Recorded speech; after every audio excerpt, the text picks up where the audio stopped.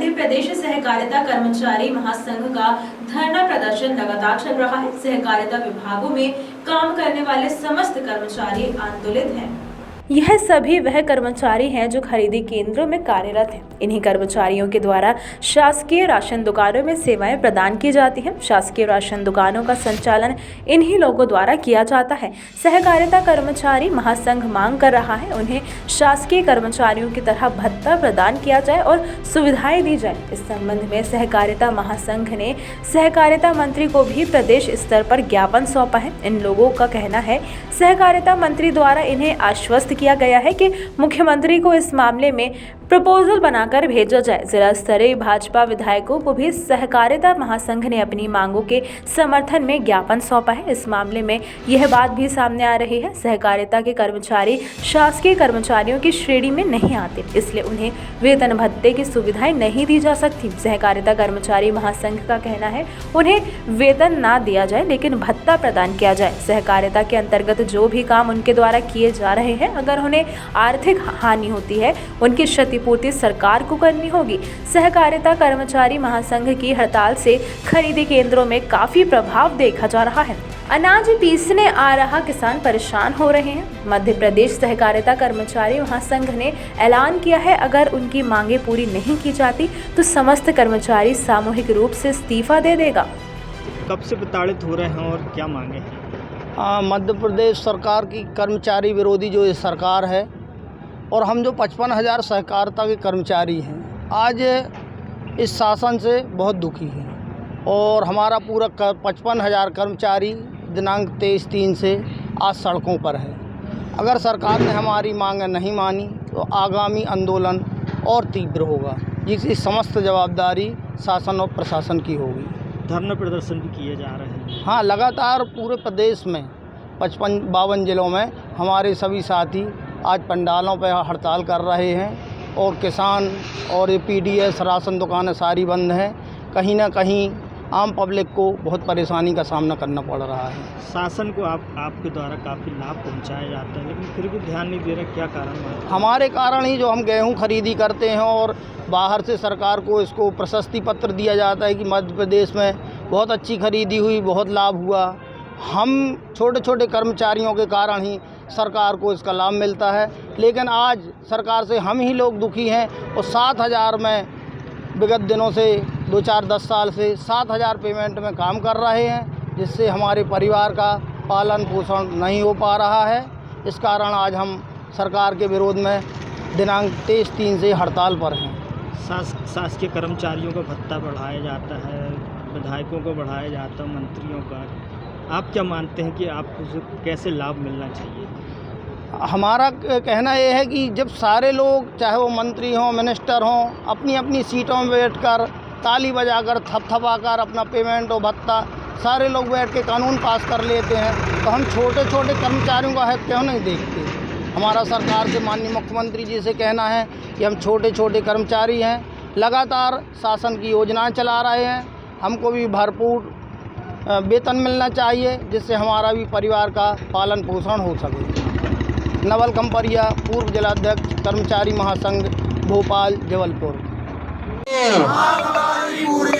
चाहे जो मजबूरी हो, कर्मचारी एकता जिंदाबाद। चाहे जो मजबूरी हो, चाहे जो मजबूरी हो, हम अपना अधिकार मांगते नहीं, हम अपना अधिकार मांगते,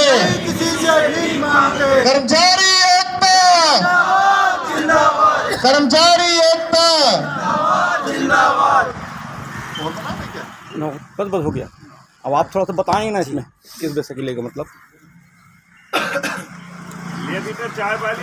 मध्य प्रदेश सहकारिता कर्मचारी महासंघ भोपाल के आह्वान पर पूरे मध्य प्रदेश के लगभग 55,000 कर्मचारी 23 तारीख से हम अनिश्चितकालीन धरना प्रदर्शन पर बैठे हुए हैं। अच्छा। हमारी मुख्य मांग सिर्फ एक है, समिति कर्मचारियों को शासकीय कर्मचारियों की भांति वेतन भत्तों का भुगतान हो। और जब तक हमारी मांग पूरी नहीं होती है, मैं इस मंच के माध्यम से और मीडिया बंधुओं के माध्यम से आपको यह अवगत कराना चाहता हूं कि जब तक हमारी मांग पूरी नहीं होगी हम इसी प्रकार धरना प्रदर्शन आंदोलन पर बैठे रहेंगे। हमारे किसान बंधुओं, हमारे उपार्जन से संबंधित जितने भी, चाहे चना की खरीदी हो, मसूर की खरीदी हो, गेहूं की खरीदी हो, उसके साथ ये पीडीएस का काम हमारा ये पूर्ण रूप से बंद रहेगा। किसानों की 0% की योजना जो वसूली का कार्यक्रम है पूर्ण रूप से बंद रहेगा। मैं माननीय मुख्यमंत्री जी को आपके माध्यम से ये निवेदन करना चाहता हूं कि हमारे सबसे नीचे तबके के कर्मचारियों की मांग पूरी की जाए, जो आपके कहने पर रात दिन कोरोना जैसी विषम परिस्थितियों में भी जिन्होंने अपनी जान की परवाह किए बिना एक एक हितग्राही के घर पर खाद्यान्न पहुंचाया। और जब इतनी विषम परिस्थितियां पड़ी तो हमारे सारे कर्मचारियों ने वहां पर जाकर उपार्जन का कार्य किया। मैं पुनः माननीय मुख्यमंत्री जी से निवेदन करता हूं कि इन गरीब कर्मचारियों की व्यथा को सुने और मामा जी हमारी सारी मांगों को पूरी करें। कर्मचारी शासन से क्या मांगे हैं आप? आज मध्य प्रदेश सहकारिता कर्मचारी महासंघ के आह्वान पर आज आंदोलन का 5वां दिन है। आज हम लोगों के द्वारा आज माननीय विधायक बिश्नोई जी एवं माननीय विधायक सिहोरा को ज्ञापन सौंपा गया है। उनके निवास स्थान पर जाके उनके वहाँ पर बैठकर उनको अपनी समस्याओं से अवगत कराया। उन्होंने कहा है कि आपकी समस्याओं का शीघ्र निराकरण कराया जाएगा। जैसा कई विधायक बोल रहे हैं या और भी शासन के लोग बोल रहे हैं, आप शासकीय कर्मचारी में नहीं आते हैं। नहीं, हम शासकीय कर्मचारी नहीं बनना चाहते। हमारा कहने का मतलब ये, हम शासन की योजनाओं का क्रियान्वयन करते हैं और हमारे बायलॉज में ये बात लिखी हुई है कि अगर संस्थाएं घाटे पर रहेंगी तो उसकी प्रतिपूर्ति को शासन के द्वारा की जाएगी। धारा 49C के तहत जैसा कि प्रपोजल बनके माननीय मंत्री जी के माध्यम से माननीय मुख्यमंत्री जी तक गया है, तो हमारा शासन प्रशासन से यही कहना है कि जब हमारे बायलॉज में ये बात है, हम शासन की योजनाओं का क्रियान्वयन करते हैं, तो हमारी शासकीय कर्मचारियों की भांति वेतन भत्तों का निर्धारण करें।